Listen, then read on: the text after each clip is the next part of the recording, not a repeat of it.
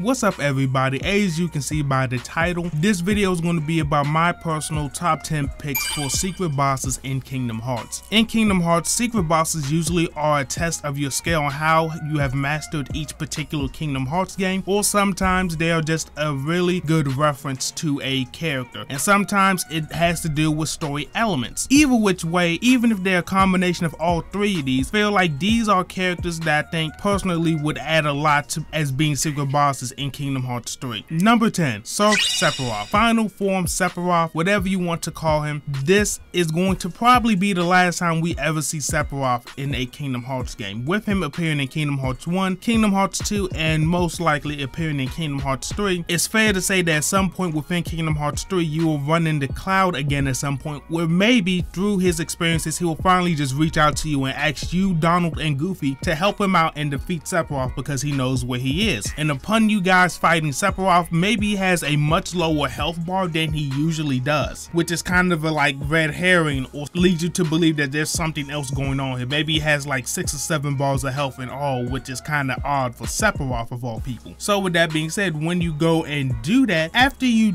beat Sephiroth, you maybe even get a Keyblade. Maybe you get one winged angel back from Kingdom Hearts 1, and maybe you think you've won. But then the cutscene continues afterwards, where Sephiroth gets back up into his safer form, and then you fight him once again and probably get a special item or another Keyblade to represent Cloud finally overcoming Sephiroth and him being out of the Kingdom Hearts series for good, which would be what I prefer. So that being said, hopefully Sephiroth can make it in the Kingdom Hearts 3. Number 9, Oswald the Rabbit, basically the predecessor to Mickey and what a lot of people consider to be Mickey's big brother. With that being said, in Kingdom Hearts 3, there's going to be a lot of characters doing a lot of different things, and while it would be cool to one day fight against Mickey, I don't think Kingdom Hearts 3 is honestly going to have the time for it to actually make sense. So with that being said, and Mickey being off on his journey, maybe Oswald being Mickey's bigger brother will play into him being a secret boss in Kingdom Hearts 3, because I do believe Disney Castle will be coming back in Kingdom Hearts 3. Maybe at some point throughout the game, or after you complete the game and you unlock the end game content, you could go to the Castle of Dreams and maybe Oswald is trying to lead some revolution or take down the Disney Kingdom, which leads you to have to deal with him, seeing as Mickey and Riku are going to be in the Realm of Darkness probably at this point in the game. And I would say that Oswald's fighting style would lead him to having a Keyblade or just a random sword, but he would fight definitely a lot similar to like Mickey, with a couple of things here and there changing up. I think he'll probably use darkness instead of light, and I think his combos will be much faster than Mickey's, overall more difficult as compared to you just having a regular old Mickey boss fight, or just taking Mickey from how we've seen him fight Kingdom Hearts 2 and throwing him in as a boss fight. I think this will make it a lot more interesting and kind of give you a 2-for-1 deal with you kind of fighting Mickey and at the same time bringing Oswald into the Kingdom Hearts series. So for number 9, I believe Oswald should make it into Kingdom Hearts 3 as a secret boss. Number 4, Noctis. At the end of Final Fantasy 15, hashtag spoiler alert for a game that's almost 2 years old at this point, Noctis dies, and upon characters dying, where do their spirits go? Where do their souls go? The only place I could imagine them going is to the underworld, where Hades is the ruler of, and obviously we know that Hades has a fetish for Final Fantasy characters. Zack in Birth by Sleep, Cloud in 1, and Auron in 2.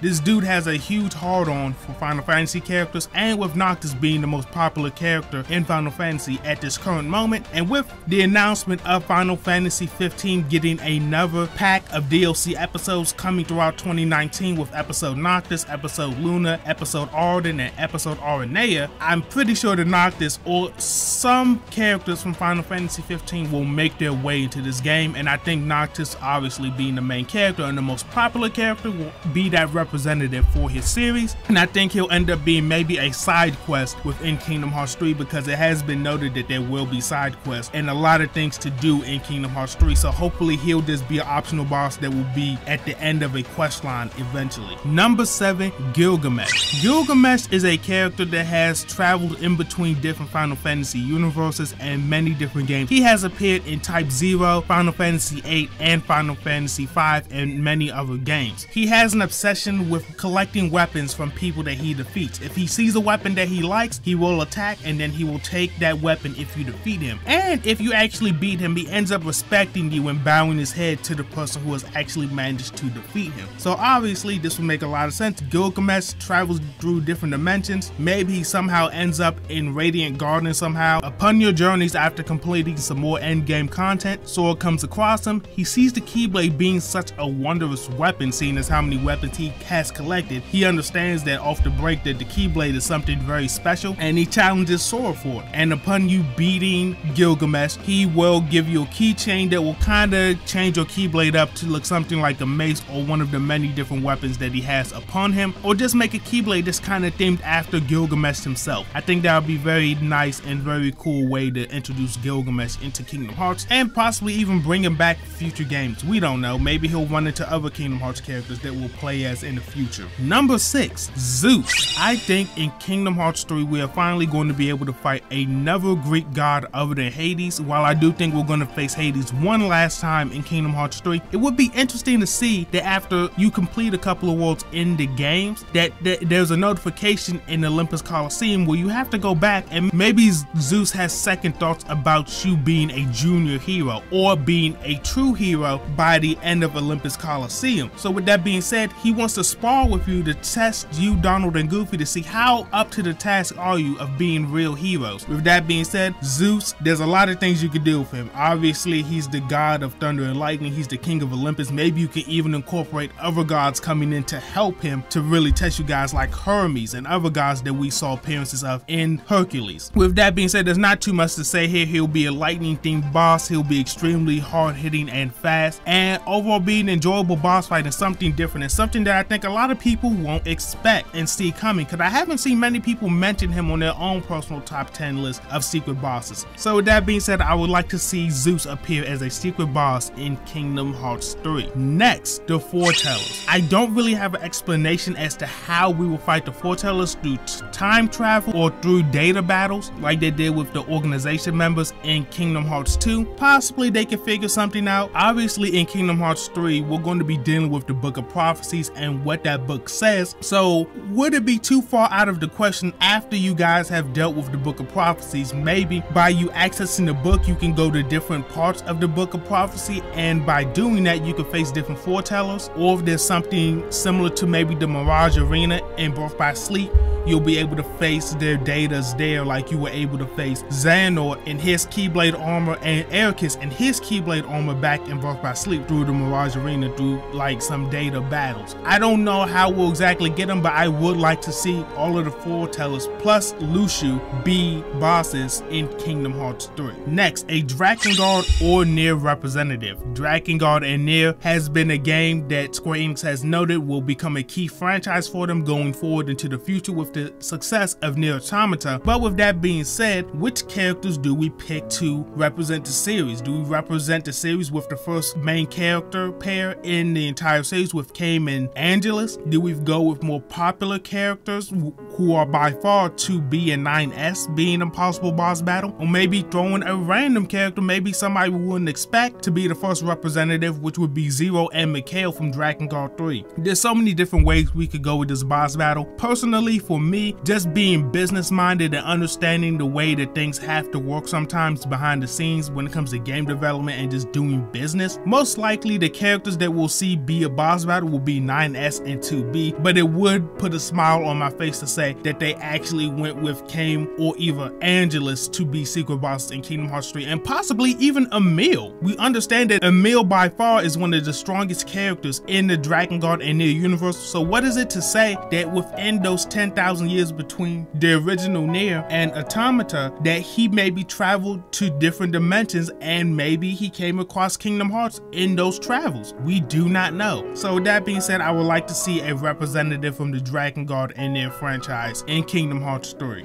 Next, young Eraqus. Eraqus is a character that we have fought 2 times before, once in Terra story mode in Birth by Sleep, and then once in a more even stronger form in the Mirage Arena in Birth by Sleep. But with that being said, said, I think there could be something to do and something very interesting they could do with a young Eraqus boss fight. Obviously, it would have to deal with time travel or again doing something with data, but with that being said, Kingdom Hearts will figure it out, and whatever the case may be, I think everybody will enjoy fighting Eraqus in his younger days. So what I think they should do is obviously give him the moves that he has in his normal form, but instead of powering them up, maybe depower them and actually add in some new moves that Ventus, Terra, and Aqua actually use to kind of like make that connection that he is their master. He will one day be the master of Terra, Aqua, and Ventus. So for example, he'll actually transform his Keyblade, do the giant shot lock that Terra does. And another move, not exactly verbatim, but he'll activate a command style similar to Ghost Drive, or just use Ghost Drive outright to make the connection to Aqua. And last but not least, maybe he'll add in a new move like Salvational Faith to make the connection to him being Ven's master as well. I think that would be a very cool thing to see with Eraqus, seeing the moves that maybe are more attached to other characters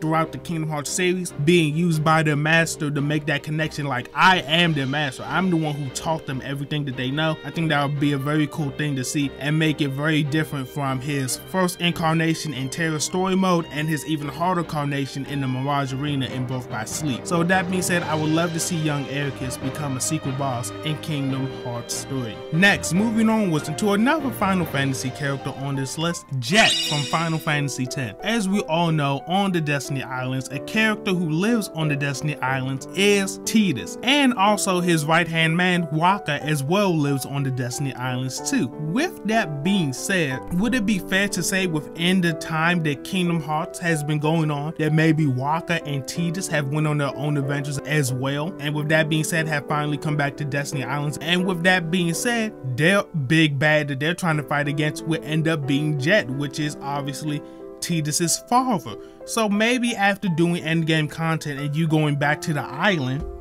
you meet up with your friends from the island, Wakka and Tidus, and you guys just start having a chat.